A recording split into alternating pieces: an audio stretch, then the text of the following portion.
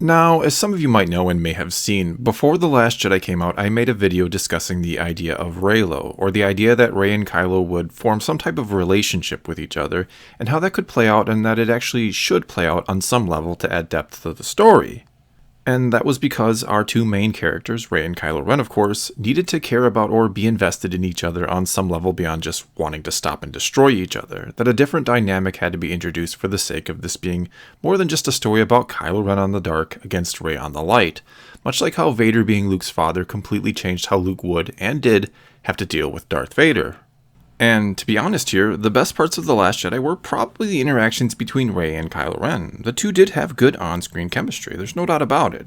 And if it wasn't for the fact that Rey seemed to forgive and forget Kylo for killing Han right in front of her a little too quickly and easily, and that she ran off to save him after talking to him only a handful of times, I could almost buy that these two kindred spirits, these two people searching for their place and purpose, could be falling for each other. So much so that I could have, and would have, bought Rey taking Kylo Ren up on his offer towards the end of the movie, to join him in creating something new, which, from my perspective, would have not only been a far better ending, but would have left people more excited to see what happens next. But, for better or worse, that of course didn't happen. Instead, the two essentially rejected each other, and this was a very important moment both for the characters themselves and the overall story, because this was their chance, their only moment to, one way or the other, either Kylo joining Rey or Rey joining Kylo, to save each other, from their own point of view, of course. And considering, especially in the novelization of The Last Jedi, it seems the bond that Snoke formed between them was broken at the end of the movie, I'm not sure why you would then make the next movie again about these two trying to save each other, or trying to convince the other to join them, because that's been done and tried, and both should realize how the other will likely never turn from their chosen path just to be with the other. And what's important to note about Kylo Ren is that he willingly chose the dark side towards the end of The Last Jedi, that for the first time, maybe in his whole life, that he is free of Snoke's influence and manipulation, and he has Rey figuratively and literally reaching out to him, offering him a choice. Kylo picks the darkness. He picks making his own thing, the selfish path, over going with Rey to save the Resistance and to begin to make things right. And he had not been completely lost up until this point. And we know this because he himself claims to still feel the pull to the light in The Force Awakens, which happened just days earlier in the timeline of this story. And the choice Kylo makes here is actually much different than the choice Anakin Skywalker made in Revenge of the Sith when he falls to the dark side by saving Palpatine over letting Mace Windu kill him. Because Anakin chooses the Sith over the Jedi in this moment to save Padme. It's the only reason he makes that choice. He's not making it because he is willingly and consciously choosing the dark side over the light. He's doing it because he doesn't know what else to do to save the person he loves above all else. And the fact that love is ultimately the tool Palpatine uses to turn Anakin to the dark side should already begin to raise red flags about love being the answer to save Kylo Ren.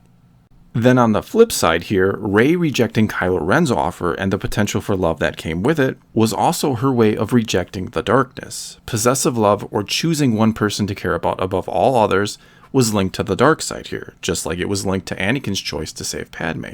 And I know some of you out there are no doubt getting angry because you think I'm implying that love is a bad thing within the Star Wars galaxy, but that's not what I'm doing at all here.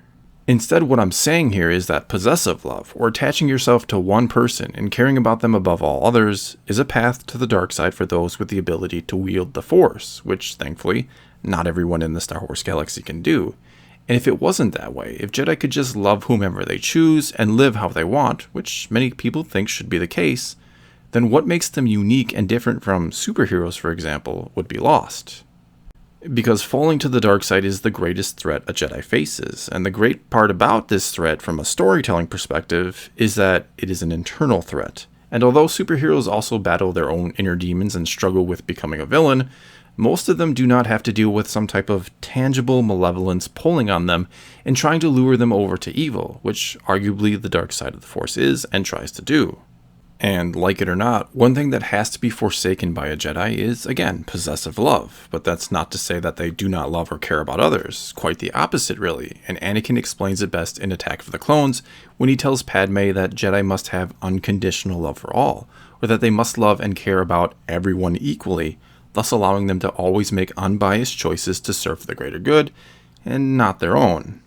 And why this is the case, and why a Jedi is trained from such a young age, gets explained beautifully in The Phantom Menace when the Jedi Council initially insists that Anakin is too old to be trained. And that is because he knows what possessive love is. He's experienced it. He knows it thanks to the love for his mother. And as Yoda accurately senses, Anakin fears losing his mother, which is the path to the dark side, or the path to acting selfishly to save someone. And as I tend to stress in my videos, Star Wars isn't about love as much as it's about self-sacrifice and personal responsibility against one's own wants and desires. I again point to a quote from Anakin in Attack of the Clones when he says, "Sometimes we must let go of our pride and do what is requested of us." In other words, sometimes, despite what we want, we must be selfless instead of selfish, which is what the core of Star Wars truly is.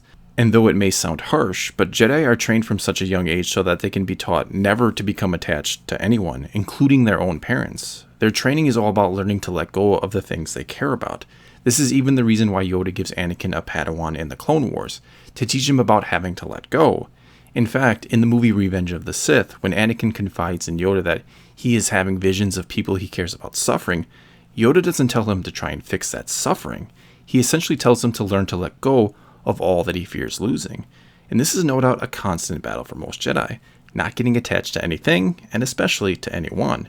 A Jedi must learn to love and care about everyone equally in order to never make biased decisions that, like in the case of Anakin, could send them over to the dark side. And I do know what some of you might be thinking right now and ready to race to the comments to try and say, that if love isn't the answer, and if it's so bad for Jedi to care about others on a personal level, how do you explain Luke wanting to save his father, and how do you further explain Vader turning from the dark side to save his son? Isn't this the ultimate example of love saving the day? Well, no, actually it isn't, because we first have to examine why Luke wants to save his father in the first place, and it has nothing to do with loving him, and instead everything to do with him not wanting to become like his father, which was his greatest fear or inner challenge he'd have to face. Not to mention is a fear many sons face in regards to their father, either not becoming like them, or on the flip side, having to live up to their legacy. And for Luke, both were in a sense true because Anakin was once a great Jedi, but that great Jedi failed at the height of his ability. What Luke needed to do was to become an equally great Jedi, but he feared that he too would ultimately fall, that he shared his father's weakness. However, if Anakin Skywalker could be brought back to the light, it would prove to Luke that it wasn't his destiny to also fall to the dark side, that he wasn't meant to share his father's fate, and that the light is stronger than the darkness, not only in his father, but in himself. Not to mention, Luke knew he couldn't defeat Vader outright in battle, and even if he could, he'd then have little chance against the Emperor. Instead, his only hope was reaching the man and the Jedi his father had once been. It was to appeal to Anakin Skywalker's better nature. Luke even insists to Darth Vader that the Emperor hadn't driven the good from him fully, that he can feel the conflict in him. And perhaps the greatest part of this whole story is that it was Luke's selfless act that was the cause of that reborn goodness in his father in the first place. Because Luke's rejection of Darth Vader's offer to rule the galaxy as father and son in The Empire Strikes Back was no doubt the moment that the light began to resurface in Darth Vader, that Anakin Skywalker started to return, and would thus allow Luke to feel the conflict in Vader that would give him the belief that his father could indeed be saved. And this all happened because when Vader offered to let Luke rule the galaxy with him, when he offered his son everything he had wanted and had been after in all his time as a Sith, and his son chose to let go and to fall to what should have been his death over embracing the dark side and ruling, Vader was reminded of what he himself had once been. He was reminded of what Anakin Skywalker had once been, a selfless Jedi. This is when Darth Vader, or Anakin Skywalker, begins to realize that everything he now wants, which, like for all Sith, is essentially power for the sake of power, is the exact opposite of the way he himself used to be, that he is now the opposite of that almost altruistic boy who once upon a time did all he could to help a bunch of strangers out by winning a pod race. Luke's absolute selflessness in that moment when presented with a chance to rule the entire galaxy, a selflessness that Anakin once knew and was reminded of, is what made his father begin to question everything. It was the crack in Darth Vader that allowed Anakin Skywalker to start to claw his way back to the surface. It was what created the conflict Luke would later sense in him, the conflict that would give Luke the belief that his father could be brought back to the light. So in the end, it wasn't love that saved Anakin Skywalker, it was a selfless act on the part of his son. And this is part of the reason why I think it would have been far more intriguing if Rey had gone off with Kylo Ren in The Last Jedi, because it would have been the wrong choice, and it would have meant that some way, somehow, her character would need saving in Episode 9. However, this choice did tell us something important about her character, and has pretty much been the only moment of true growth for her, because it was here that Rey proves that she may just have what it takes to be a Jedi, by rejecting what she wanted on a personal level, to save Kylo, and I can only assume to be with him, to do what was necessary for the greater good. Because Rey makes the opposite decision from Anakin, she rejects love in favor of responsibility to something greater than herself, and at the same time rejects the darkness Kylo offers. Whereas Anakin embraced love, but had to also embrace the darkness to do it, by not only stopping Windu from killing Palpatine, but by also then allowing Palpatine to kill Windu. And all of this, saving a Sith and jeopardizing the fate of the entire galaxy, was to save one person. And could there be anything more selfish than that? And it was all done in the name of love.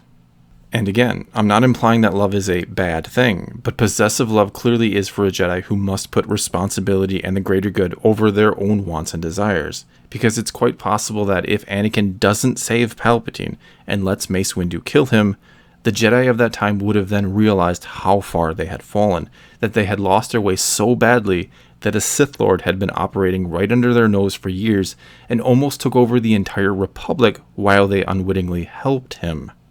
Furthermore, luring out the Sith, making Palpatine reveal himself in the hopes of garnering a new powerful apprentice, and in the process allowing the Jedi to plainly see the error in their ways by serving the Republic directly, instead of the will of the Force, may have been the true purpose of the Chosen One all along. Destroying the Sith and showing the Jedi the error of their ways may have been what the prophecy was all about, and love was what got in the way of it. So to imply now that love is the answer, and that the only way to balance everything is for Kylo Ren and Rey to fall in love and have equal parts dark and light, or whatever else the idea here is absolutely wrong for the overall story and will utterly destroy the initial concepts for Star Wars George Lucas established with the first two trilogies. Love was not the answer in the prequels. It was what led to everything falling apart when Anakin picked it over the greater good. And love was not the answer in the original trilogy. Instead, it was a selfless act by a son that helped a father remember the better man he had once been. And yes, I certainly understand that George Lucas is no longer in charge, and Disney and Lucasfilm without him can do whatever they want with this franchise now. But to move away from these core ideas is going to cost them a lot more fans, on top of the ones they've already lost. Not to mention, as I alluded to earlier, it'll make it more like the comic book genre, and less like something that is unique and stands apart from pretty much all other types of stories out there right now. It's also an interesting message to send, that Rey could still fall in love with Kylo after all he's done. I mean, it's a pretty long list when you really think about it. He's captured and tortured Rey, killed Han Solo, his own father, right in front of her, split open her best friend's back, which really should have killed Finn. Then in The Last Jedi, he rejected her offer and refused to give the order to stop firing on the fleeing Resistance ships, and beyond that, he led the attack on what was left of the Resistance on Crate, and then tried to kill Luke Skywalker. I mean, what else does a guy have to do before he's crossed the line of being someone a woman would want to be with? And I ask that question in all seriousness to the women out there who want a Reylo ending, and to the guys too, I suppose. And maybe the best way to ask it is if you would want your own daughter running off with Kylo Ren, and if the answer is no, why would you think it's okay for Rey? Beyond simply the fact that, of course, this is just a fictional story, and it sounds like a happy ending on the surface. And to be clear here, I'm not saying that Kylo Ren cannot still be redeemed, or that Rey cannot be the one who saves him somehow and for some reason. But again, the idea they end up together makes no sense, considering it would mean they both have embraced possessive love, which is what led to the whole problem in the first place in the prequels. And not only would it undo the tough choice Rey made in The Last Jedi to turn from him, but about all it would or could do is just set up another trilogy about their child, instead of making this feel like a true conclusion to the story, which I guess could be their intent if they want the story of the Skywalkers to go on indefinitely. Well, that's all I've got for this time. Now it's your turn to tell me what you think about Reylo, or to answer the question I posed about your own daughter running off with Kylo Ren, and how you'd feel about that. So leave a comment below, and let's talk some Star Wars. And until next time, thanks for watching.